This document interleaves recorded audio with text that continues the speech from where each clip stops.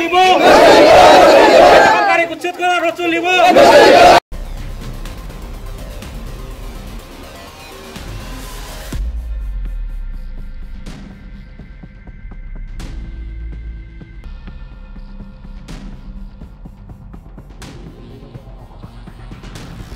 আগতে আমাৰ ইয়াতে মানুহ এজন ঢুকালে তেখেতে ইয়াতে কবৰস্থানত লৈ আহিছিলে কবৰস্থানত কবৰ দিবৰ কাৰণে কিন্তু আমাৰ ইয়াতে দুজন তিনিজন মানুহ তেখেতৰ পৰিয়ালৰ মানুহকেইটা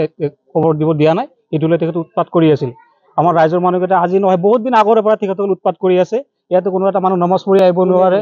ইয়াতে আছে আপোনাৰ সৌমেশ আলী বুলি মানুহ এজন আছে আৰু আপোনাৰ এই আকবৰ আলী বুলি তেখেত দুজন মানুহ আছে আৰু দুজন মানুহে মানে ইয়াতে মছজিদত মানুহ সোমাব নিদিয়ে কবৰস্থানত মানুহ সোমাব নিদিয়ে বহুত উৎপাত কৰি আছে ৰাস্তা দি মানুহ যাব নিদিয়ে মানে মানুহ গ'লে মাৰিম কাটিম তেনেকুৱা ভাবুকি দি থাকে মানে এতিয়া সিহঁতে ক'লে কৈ আছে আমাৰ মাটি আমাৰ কবৰস্থান আমাৰ মছজিদ কোনো আহিব নোৱাৰে আমাৰ ইয়াতে যিখিনি মানুহ মাটি দিব লাগে আমাৰ মানুহখিনি মাটি দিব লাগিব আমাৰ খানদানৰ মানুহখিনি মাটি দিব লাগিব বেলেগ খানদানৰ মানুহ ইয়াতে মাটি দিব নোৱাৰে কিন্তু এইটো হ'ল ৰাজহুৱা বস্তু ৰাজহুৱা কবৰস্থান ৰাজহুৱা মছজিদ আমাৰ এইখিনি যিখিনি সমাজৰ মানুহ আছে গোটেইখিনি সমাজৰ মানুহ একেলগে থাকিম একেলগে মিলা প্ৰীতিৰে কবৰস্থানত কবৰ দিব মছজিদত নমাজ পঢ়িব কিন্তু তেখেতসকলৰ কাৰণে এই মছজিদত আৰু এই কবৰস্থানত কোনো মানুহ আহিব নোৱাৰে তেখেতৰ উৎপাতৰ কাৰণে আৰু ভাবুকি দি থাকে যি আহিব তাকে পিছফালৰ পৰা মাৰিম আগফালৰ পৰা মাৰিম উপায় হ'লে হত্যা কৰিম এনেকুৱা ভাবুকি দি থাকে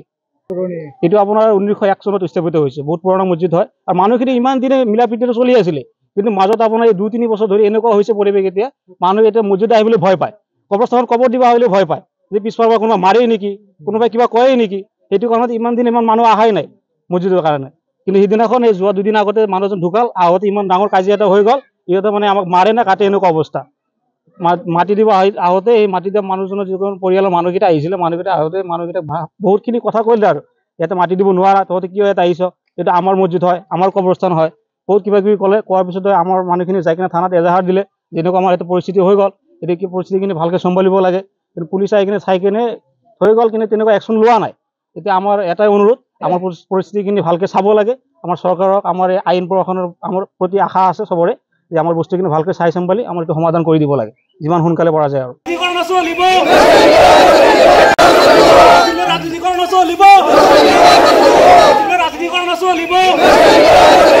সৰকাৰি উচ্ছেদ কৰা চলিব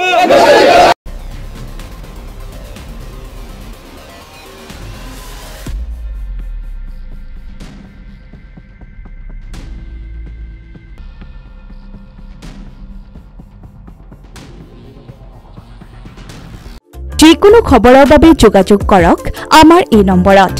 7099017330 আৰু